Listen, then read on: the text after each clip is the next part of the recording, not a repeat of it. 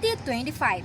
Senador, inaprobahan ang budget ng DepEd para sa taong 2025.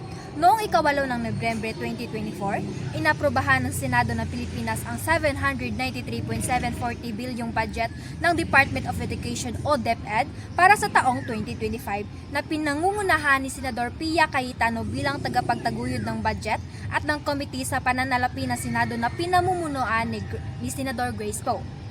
Ang pundo na may 3.99% na pagtaas mula sa 2024 budget ay nakalaan upang suportahan ang mga programa ng DepEd alinsunod sa mga polisiya ni Pangulong Ferdinand R. Marcos Jr.